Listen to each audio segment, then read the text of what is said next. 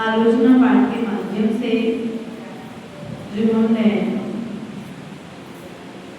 पाप ये है या वर्तमान में जो त्रस्त और स्थावर जीवों की हिंसा बिना प्रयोजन के हम कर रहे हैं, क्योंकि हिंसा में भी सूक्ष्म रूप से और स्थूल रूप से अर्थात सकल रूप से और विकल रूप से अर्थात श्रावक का जो चारित्र है वह विकल चारित्र है और साधु का जो चारित्र है वह सकल चारित्र है।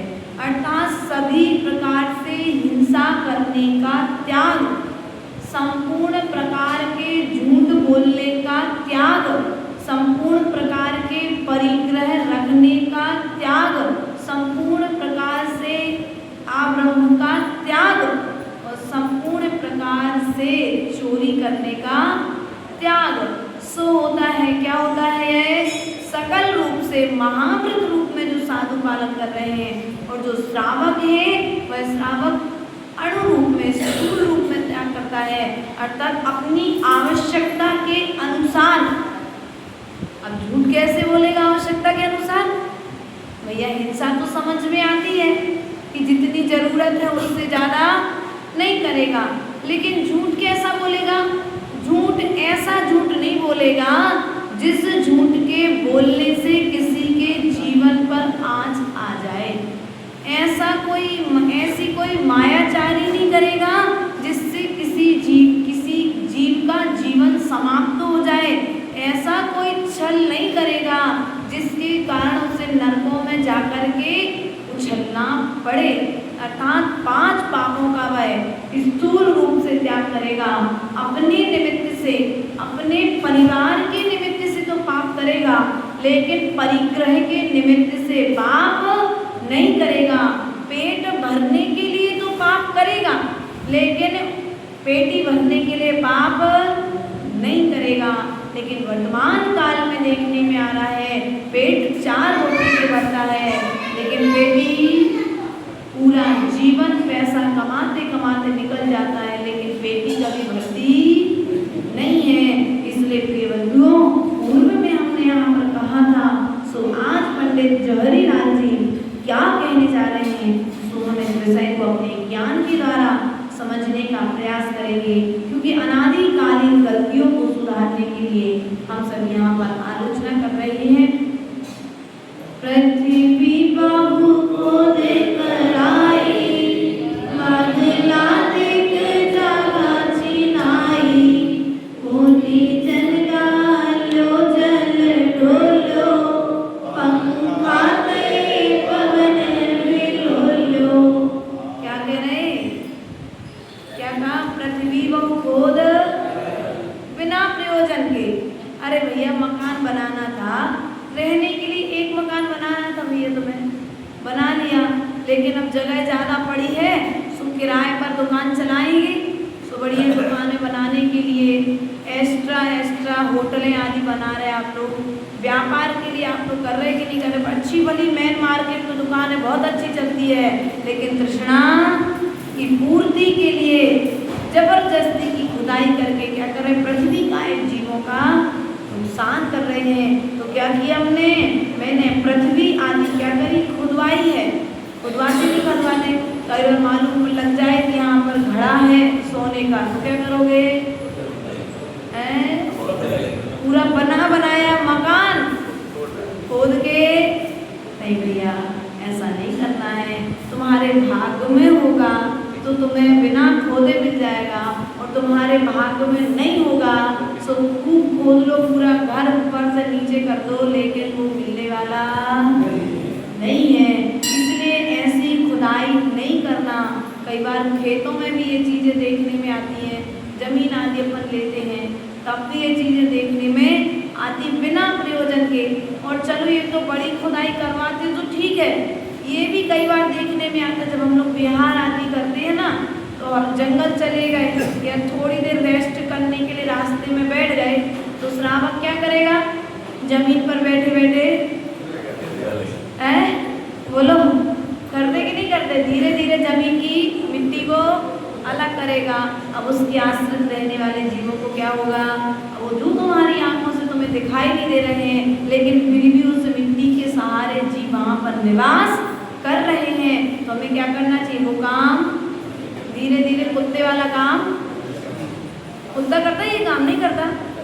देखा आप लोगों ने, देखा होगा आपकी गली में तो बहुत है, यहाँ तो हम लोग जाते हैं ना जंगल तो मिलते हैं सुबह से, तो कुत्ता क्या करता है, जहाँ रेत का ढेर देखता है वहाँ पर अपने पैरों से रेत को उचटाने लगता है, वो पैरों से निकालता है, आप लोग हाथ से निकालते हो, है कि नहीं है। इसलिए अपन को बिना प्रयोजन के भूमि का खनन नहीं करना चाहिए। हाँ, कोई भगवान की प्रतिमा निकलने वाली हो, कोई जिनालय भूमि में हो तो बात अलग है, प्रयोजन है कि भैया भगवान हमको दर्शन करने मिलेंगे, लेकिन बिना प्रयोजन लोभ के वशीभूत होकर के।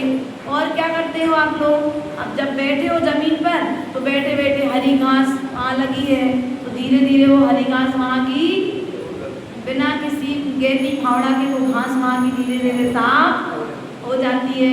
आपने एक घास कितनी इंद्रिय है, बोलो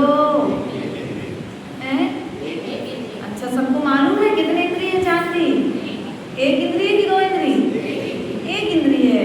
अच्छा, और आप लोग मान के चलो घास तोड़ते हो, आप बिना प्रयोजन के वनस्पतियों को तोड़ देते हो, कई बार अच्छी नहीं लग रही घर में शोपीस बनाने के लिए, पहले तो लगाते हो और फिर उनको काटा छाटी करते रहते हो, तो पाप लगता कि नहीं लगता है, बोलो निर्णय करो आप लोग, क्योंकि पाप कौन करता है, इस तरह के पाप आप लोग करते कि नहीं करते। बिना प्रयोजन के पत्तियों को तोड़वाना, बिना प्रयोजन के वनस्पति कायक जीवों का घात करना, और तो और डॉक्टर ने कह दिया कि हरी घास पर चलोगे तो आंखों की रोशनी, क्या नाम भैया है, अमित भैया ने कह दिया, इनके यहाँ चश्मे की दुकान है, तो उन्होंने कह दिया कि भैया घास पर चलोगे तो क्या होगा, आंखों की रोशनी। अच्छा सही बताना, आंखों की रोशनी हरी पर चढ़ने से चलने से बढ़ेगी कि हरी खाने से बढ़ेगी, हरी खाने से। आप जब हरी सब्जियां खाओगे तो आंखों की रोशनी बढ़ेगी, घी दूध पर्याप्त मात्रा में लोगे तो आंखों की रोशनी कभी कम नहीं होगी। लेकिन क्या किया, घी दूध खाना नहीं है, हरी सब्जियां खाना नहीं है, और हरी पर चलने के लिए कह दिया, तो बढ़िया एक गार्डन हरी वाला घास वाला गार्डन बनवा लिया, और रोज उन एक इंद्रिय जीवों पर चल करके हम क्या कर रहे हैं, बोलो घात करते कि नहीं करते आप लोग। तो ऐसे भी बिना प्रयोजन की हमें हिंसा नहीं करना चाहिए, आचार्य ऊपर कह रहे हैं। उसके बाद पंडित जी कह रहे हैं, उसके पश्चात में पृथ्वी का एक जल का एक आदि जीवों का अपव्यय किया अपन ने, जल का दुरुपयोग करते कि नहीं करते, जल का एक अग्नि का एक बिना प्रयोजन के आग जला देते हैं। अभी देखो हम लोग रास्ते में जब आते हैं तो देखते हैं खेतों में सीधे के सीधे सूखी और डंठल बचते हैं, अब उनमें सीधी आग लगा दी। अब भूमि के आश्रित अंदर रहने वाले और ऊपर रहने वाले कितने जीवों का घात होता है। अब फिर आकर के प्रतिकोण करो भैया, जितनी हिंसा से बच सकते हो पहले प्रयास करना चाहिए कि मुझे इस तरह की हिंसा ना करना पड़े। मजबूरी हो तो आप ठीक है उसका प्रतिकोण होता है, लेकिन जो गलती जानबूझ करके की जा रही है, कई बार हमारे घर के आसपास अपने काई आ गई नाली के पास सीमेंट जो लगी है, अब इसका क्या प्रयोजन है, क्या करोगे भैया? बोलो ऋषभमती जी का चातुर्मास कराया आप लोगों ने, हम लोग पैर रखेंगे तो हमें पाप लगेगा कि तुम लोग पैर रखोगे तो तुम्हें पाप लगेगा? पाप किस लिए लगेगा? जो उस असंख्यात हरि पर काई पर पैर रखेगा उससे किसको पाप लगेगा? साधु को पाप लगेगा कि श्रावक को भी लगेगा? तुम लोग मोल लेके आए क्या भैया? ये आपने व्यवस्था क्यों नहीं बनाई पंडित जी? आवाज इतनी कम हो जाती है इसके कारण। आप लोग चलोगे तो भी हरित काई में के आश्रित रहने वाले जीवों का घात होगा और साधु चलेगा तो भी घात होगा। इसलिए प्रयास करो इस बरसात के मौसम के आने के पहले तुम्हारे घर के बाहर जो माता जी ने व्हाइट सीमेंट आदि की व्यवस्था बताई है उस व्हाइट सीमेंट को लगा लो तो हरित काय के जीव उत्पन्न तो हिंसा से बच सकते कि नहीं बच सकते? लेकिन अपन करते क्या रे, कौन लगाए, कितने जीव आते, एक बार झाड़ू लगा देंगे। क्यों देवी भैया, देवी मैया हलो, क्या करोगे? एक बार झाड़ू लगा देंगे सुबह से उठ करके तो सब जीव क्या हुआ? अरे भैया बच सकते थे पाप से, पहले पाप से बचने का प्रयास करो। ऐसा नहीं कि आ बैल मुझे मार, ये कहावत है ना कि पहले अपन ने वैसा कार्य होने के लिए छोड़ दी जगह, उसके पश्चात में फिर उसका उपाय कर रहे हैं। नहीं, पहले उपाय कर लो, बाद में फिर तुम्हें कोई व्यवस्था नहीं बनानी पड़ेगी। अर्थात यहाँ पर हरित काय वनस्पति कायक जीवों का मैंने घात किया। सब्जी है, फल है, बेर है, इमली है, अमरूद है, टमाटर है, मिर्ची है, तुलसी के पत्ते हैं, पुदीने के पत्ते हैं, धनिया पत्ती है, आदि आदि हम देखने में आते हैं जो घर में आसानी से सब्जियां लग जाती हैं। जितना प्रयोजन है उतना तो ठीक है, लेकिन फ्री में मिल रहे थे सो बोलो, किसी के बगीचे से तुम्हें फ्री में तोड़ने के लिए मिल जाए आम, क्या करोगे? तोड़ करके ले आओगे और फिर उपयोग कितना करोगे? 2, 4, 5, 10, इससे ज़्यादा, फिर बाकी सब सड़ेंगे कि नहीं सड़ेंगे, फिर उसके बाद तुम्हें फेंकना पड़ेगा। इसलिए तुम्हारा व्यवहार इतना अच्छा बनाओ कि तुम्हें जितनी ज़रूरत है, आज 2 आम की ज़रूरत है 2 ले लो, 2 टमाटर की ज़रूरत 2 ले लो, क्योंकि ये चीज़ें ऐसी इस मौसम में टमाटर आदि बहुत जल्दी खराब हो जाते कि नहीं हो जाते। पत्ती आदि गर्मी के मौसम में आप लोग संग्रह कर करके फ्रिज में रख रहे हो। स्टोर तो उनके लिए करना चाहिए जिनके घर में, जिनके गाँव में सब्जियों की सुविधा ना हो। तुम लोग के लिए तो इतनी अच्छी सुविधा है, उसके बाद में भी स्टोर करके फ्रिज की रखी सब्जियां खा रहे हो। ये बीमारी का मुख्य कारण है। जीवों का तो घात हो ही रहा है। अब वनस्पति के आश्रित जो जीव तुम्हारे घर तक आए थे, अब तुमने सीधे उसको बिना धोए बिना पोंछे सीधा का सीधा फ्रिज में, अब क्या होगा? उसके आश्रित जितने जीव थे रहते कि नहीं रहते? पत्ती आदि में देखना इमली आती है, चने की भाजी में, कई बार मेथी की भाजी में हल्के हल्के छोटे छोटे कीड़े देखने में आ जाते हैं। और आप लोग क्या करते हो बोलो? और अगर पालक आदि की भाजी है तो उनमें कहीं छिपकली, बड़ी बड़ी भाजी होती है ना, तो कहीं उसमें छिपकली घुस जाती है, कहीं सांप के छोटे बच्चे घुस जाते हैं, कहीं मेढक घुस जाते हैं। सामने वाले ने तो बांध करके अंधेरे में बांधा, उसको तो सुबह 4 बजे से अपने गांव से शहर में आना है बेचने के लिए, तो उसने बनाया गट्ठा और तुम्हारे गाँव में लेकर के आया। तुमने जल्दी जल्दी खरीदा और क्या किया, जा करके टाइम नहीं था सो फ्रिज में लेके दो। अब वो जो जीव उसके आश्रित आया था क्या होगा? वो फ्रिज की एयर के कारण वो मरण को प्राप्त हो जाएगा। अब उसके शरीर का जो विषैला विष है, अब वो कहाँ पर आ गया? तुम्हारी भाजी में। वो सब्जी तुमने बिना धोए या थोड़ी ऐसे नॉर्मल पानी से धो ली तो क्या होगा?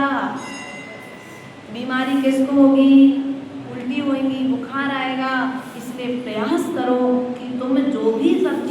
करो। और बरसात के दिनों में तो कई श्रावक ऐसे होते हैं जो हरी सब्जियां नहीं खाते, हरी का त्याग कर देते हैं।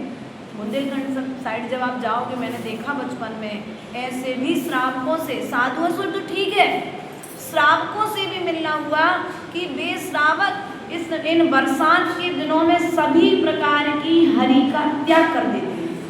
इसका प्रयोजन कभी सोचा आप लोगों ने? इसका कारण क्या है? इसका कारण ये है कि जैसे गिलकी है, तुरई है, अब वो तुरई की बेल लगी थी और जमीन पर वहीं पर सांप का बिल था या कीड़ों का बिल था, लौकी लगी थी वहीं पर। अब वो जैसे ही पानी गिरा तो वो जीव जंतु ऊपर आए और ऊपर जैसे आए और उनके लिए अब भूख लगी या कुछ भी, तो वो क्या करेंगे, अपनी रक्षा के लिए वो जानेंगे कुछ रखा हुआ है, वो तो फल सब्जी जानते नहीं, और वो उसमें अपना विष, तो छेद वाली लौकी, छेद वाली गिलकी, छेद वाले फल, छेद वाली भाजियाँ, ये हमें इस मौसम में ग्रहण नहीं करना चाहिए। या फिर लेकर के आए हो, कम पैसे में मिल रही ककड़ी है, बहुत सारी चीज़ें आती हैं, तो हमें प्रयास करना चाहिए कि इन दिनों यदि लाते हैं तो बॉयल पानी से ही हमें इन्हें साफ करके फिर प्रयोग में लेना चाहिए। क्योंकि आजकल स्टोरेज के आ रहे हैं, अब बस रख देते ना, आजकल बड़े बड़े कोल्ड स्टोर वाली आती हैं, फल साल भर तक खाते रहो, तो बीमारी का मुख्य कारण में कितने जीवों की उत्पत्ति हो गई। भैया आप ताज़ा फल खाते थे पहले के लोग और ताजगी रहती थी उनके शरीर में, और आज के व्यक्ति बासा खा रहा है, तो बुद्धि भी दिन भर आलस आलस भरा रहता है कि नहीं भरा रहता। इसलिए प्रयास करो कि जो अपन ने अपने द्वारा जो हिंसा हो रही है वनस्पति कायक जीवों की, जो हमारे द्वारा घात हो रहा है, तो हम वनस्पति कायक जीवों के घात से भी बचने का सूक्ष्मता से एक बार देखेंगे जाकर के, तो वनस्पति कायक जीवों का हमारे द्वारा सर्वाधिक, अपन जल आदि का जो प्रयोग कर रहे हैं, बिजली कैसे बनती है? जल से बनती है। अच्छा, अब जल से बनती है, कौन सा, छना रहता है कि अनछना रहता है? अच्छा, उसमें एक इंद्रिय जीव रहते कि और भी जीव रहते? 2 इंद्रिय 3 इंद्रिय आदि, 5 पतियों के 5 इंद्रिय जीव रहते ना, असंगी मछली आदि जो हैं वे भी तो रहते कि नहीं रहते। और सीधे के सीधे क्या होते हैं वे, जब उन्हें लाया जाता है, फिल्टर किया जाता है, तो बड़े बड़े जीव उस करंट के माध्यम से वहीं पर बड़े बड़े कटर लगे होते हैं। अपन जाना सिद्धवरपुर साइड कभी जाओ तो देखना, आप लोग सिद्धवरपुर का जो डैम बना हुआ है, जाकर के देखना। हम लोगों को आचार्य गुरुदेव लेकर के गए थे कि बिजली का कम से कम जितना प्रयोग बन सके साधु को नहीं करना चाहिए। पहले तो करना ही नहीं चाहिए, और करता है तो विशेष रूप से प्रायश्चित लेना चाहिए। अब वो ठीक है भैया, नया नया प्रारंभिक समय है तो अभ्यास करना है, लेकिन बिना प्रयोजन के लाइट आप लोग आते हो साधु के कक्ष में, बिना प्रयोजन की लाइट, माता जी आपके लिए नहीं चला रहे, हम अपने लिए चला रहे हैं, आप तो दिख जाओगे हमें। अरे भैया, दिन में हम 5 फुट के घूम रहे थे तो तुम्हें दिखाई नहीं दिए, रात में लाइट चालू करके देखोगी हमें तो। इसलिए बिना प्रयोजन की लाइट चालू नहीं करना, जितना बन सके। माता जी आपके लिए नहीं चला रहे पंखा, हम तो अपने लिए चला रहे हैं। अरे भैया, पंखा ही चलाना तो घर से आए क्यों मंदिर में? ध्यान रखना, कितने जीवों का घात हो रहा है, बिजली बन रही है, अगर जो बिजली का दुरुपयोग कर रहा है उसे 5 इंद्रिय के जीवों के घात का पाप लग रहा है। क्योंकि जल कायक भी मर रहे, पृथ्वी कायक भी जा रहा है, क्योंकि पानी कहाँ से आ रहा है।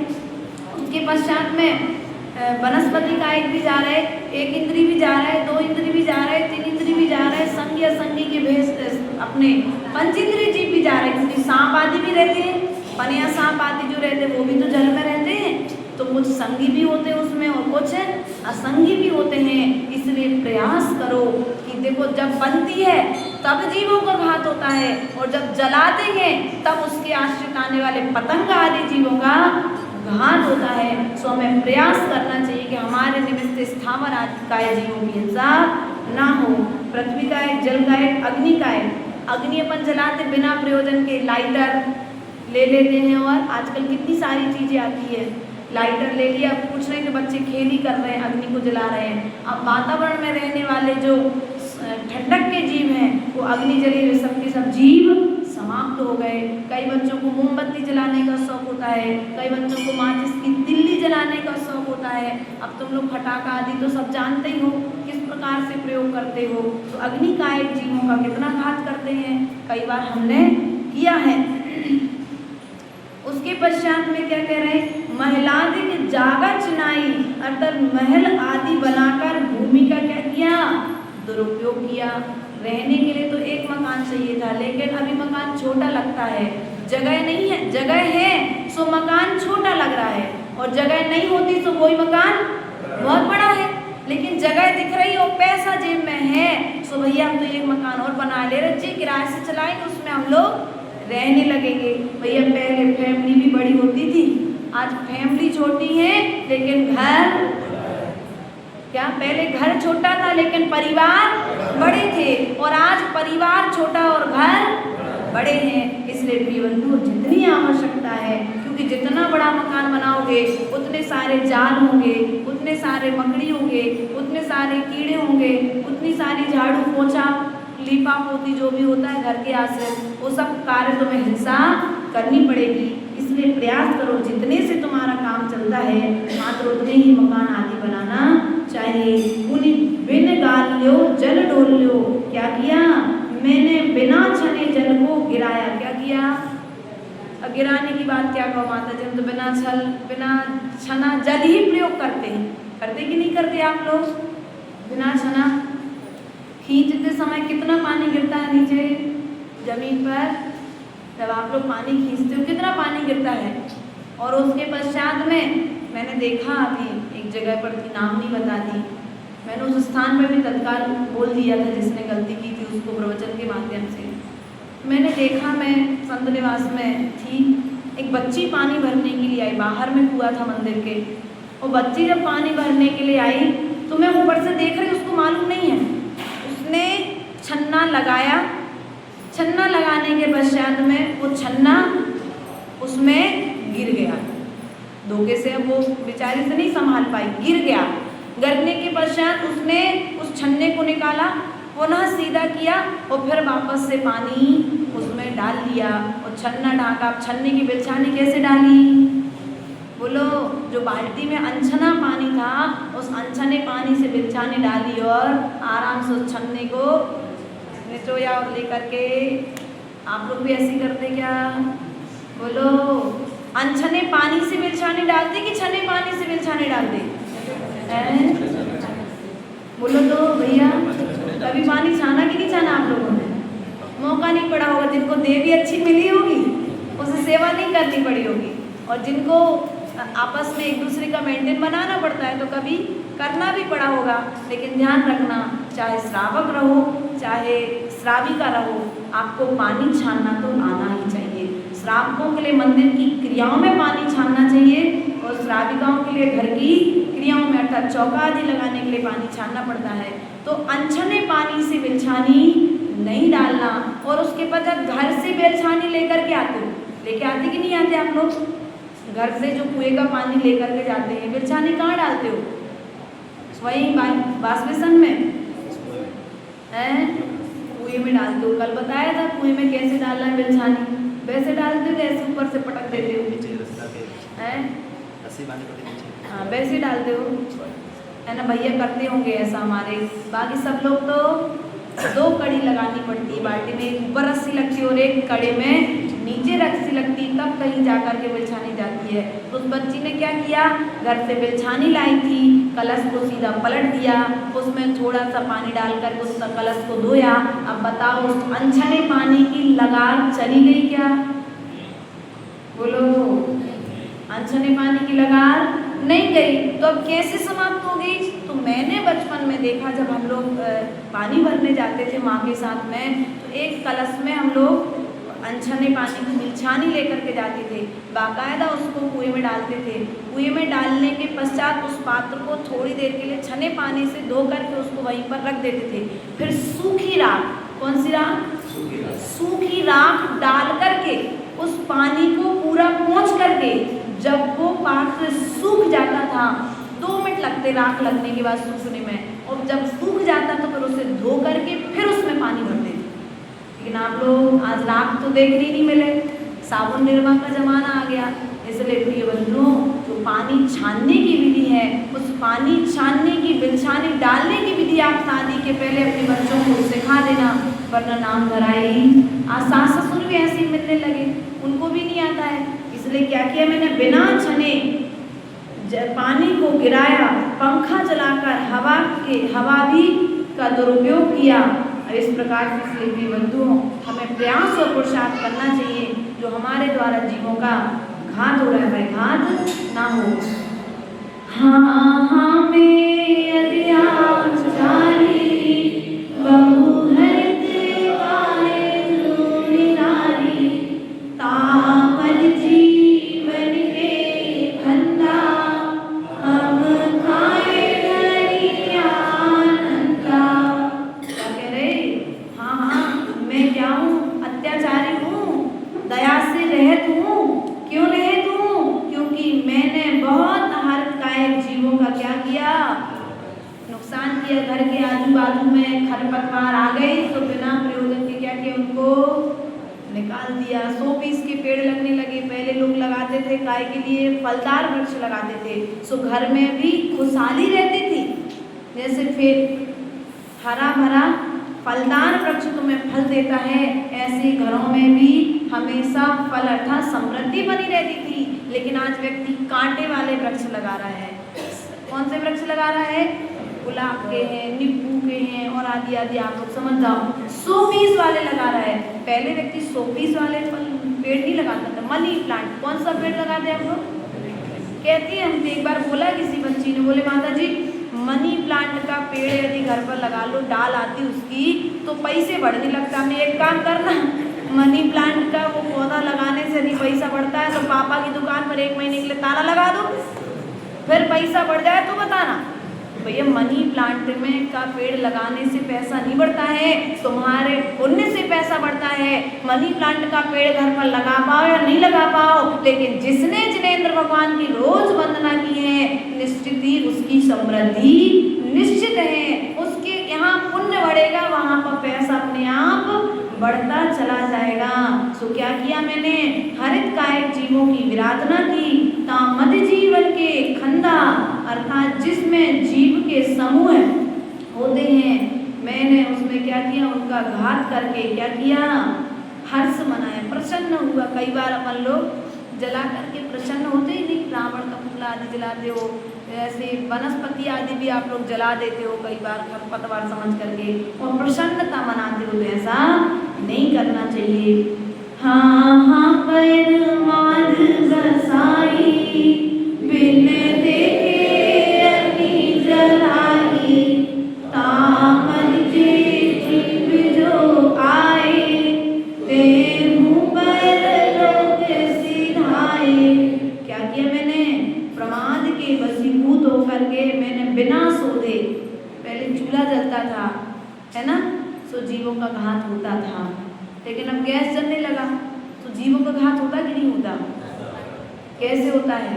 मैंने देखा जब मैं ग्रस्त जीवन में थी और गैस साफ होता था, तो गैस के नीचे जो बर्नाल के नीचे जो पाइप होता है, उस पाइप में से अगर उसको थोड़ा सा ठोकते थे तो कॉकरोच निकलते थे, छोटे छोटे कीड़े निकलते थे। इसलिए क्या किया, आपको तो जल्दी से चाय बनानी थी, फटाफट से लाइटर लगाया और चाय नीचे के जीव बोलो।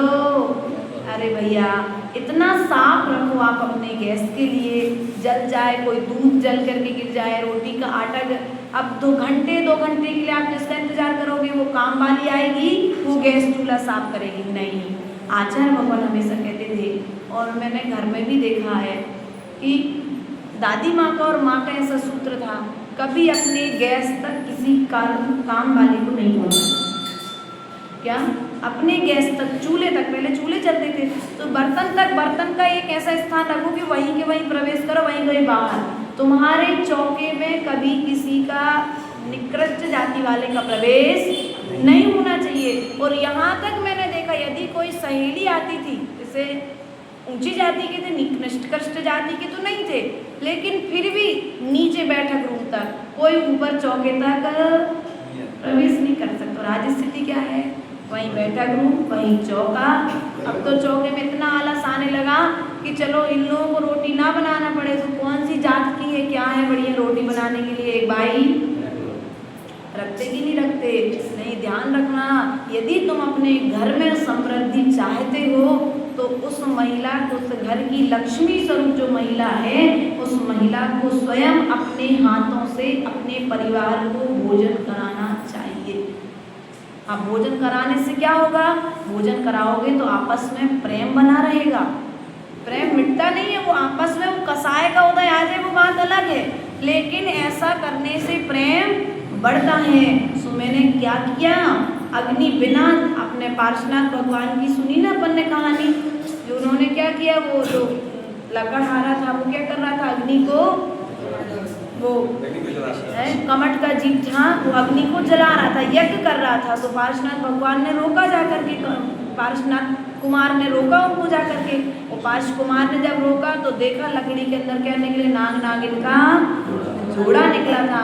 इसलिए कभी भी जब हवन आदि करते हो, छोटे छोटे अभी तुम लोग हवन करोगे, ये होगा ना अभी आपका विधान होगा जो अष्टांग काम है, नंदीश्वर विधान होगा, उसमें हवन करोगे तो हवन करोगे तो लकड़ी कब लाओगे, उसी समय लेकर के आओगे कि अभी लेकर के आओगे। छोटी छोटी संविधा लगेगी ना पंडित जी आपको, तो उस अभी सूखी लकड़ी, अब तो मौसम हो गया, लेकिन सूखी लकड़ी बिना कीड़े वाली लकड़ी अभी से संग्रहित करके रख लेना, नहीं तो तुरंत जाकर के पेड़ों को काटोगे, गीले पेड़ों को काटोगे तो कितनी हिंसा का पाप लगेगा, लगेगा कि नहीं लगेगा।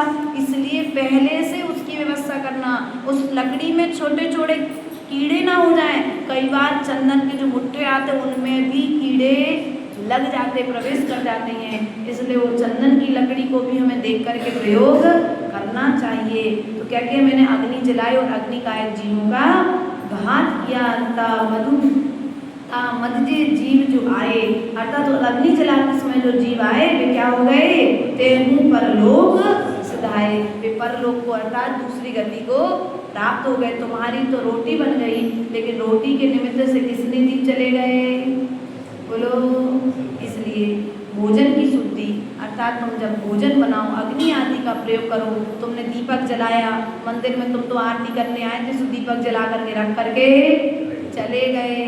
अब दीपक के में आकर के कितने जीव मरे, बोलो, आश्रित होकर के। अब मरेंगे जो माता जी दीपक जलाना छोड़ दे क्या, नहीं भैया ऐसा नहीं कह रहे, दीपक जलाना मत छोड़ो। इस श्रावक का कर्तव्य है भगवान की आरती करना, भगवान की स्तुति करना, लेकिन उस दीपक के लिए व्यवस्था बनाओ। क्या बनाओ, उसकी जाली की व्यवस्था करो। क्या करोगे आप लोग, उसकी जाली की व्यवस्था करो। और जाली की व्यवस्था नहीं है तो इतना घी डालो जितने घी में तुम्हारी आरती पूरी हो जाए, इतना डालो। दो विधि है आपके पास हिंसा पाप से बचने के लिए। आरती का फल यदि चाहिए तो ऐसी आरती करो कि भगवान की आरती भी हो जाए और तो किसी जीव की हिंसा का तुम्हें पाप भी ना लगे। बोले भगवान महावीर स्वामी की, परम पूज्य आचार्य गुरु सागर जी महाराज की।